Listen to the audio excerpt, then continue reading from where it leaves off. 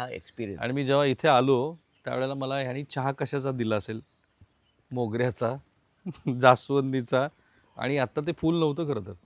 हो, ते गोकर्णाचं फार छान. हम्म, पण आपल्या साध्या गोष्टी आपल्याला माहीत असतात. बोगनवेल प्रत्येकाच्या घरात असते. हम्म, आता बोगनवेलचं जे काही त्याला आपण ते पानं, त्याला फुलं म्हणतात लोक, आपण कारण रंगीत असतं, पण ते ॲक्च्युली असतात पानं. हम्म, त्यांना वाटतं की ते रंगीत रंगीबेरंगी दिसतात, ते फुलं आहे. ते छोटंसं फुलं असतं, पण ते हम्म, रंगीत पानं. हम्म, त्याची भजी करता येतात, एडिबल आहे. लोकांना माहीत नाही.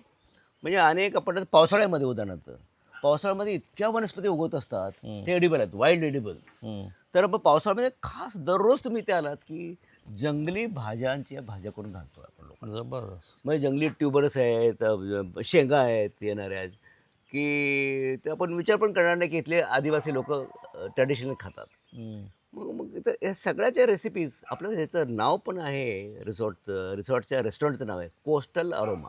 हम्म. समुद्रकिनाऱ्यावरचा. समुद्र किनाऱ्यावर सागरी किनारपट्टीवरती आपल्या येणं खाणारे जे काही खाद्यपदार्थ आहेत, त्याची चव ऑथेंटिक लोकांना मिळाली पाहिजे. नाहीतर काय बेंगन भरता आणि ते मिक्स व्हेज आणि हे सगळं अख्ख्या दुनियेत खायला मिळतं ना. हम्म, इथं आल्यानंतर तर काय युनिक एक्सपिरियन्स पाहिजे. हम्म, हे इव्हन इथे सुद्धा येतं ना, इको टुरिझमचा उद्देश काय आहे हम्म, राहुल? हम्म. उद्देश असा आहे की लोकांना निसर्गाशी जोडलं गेलं पाहिजे.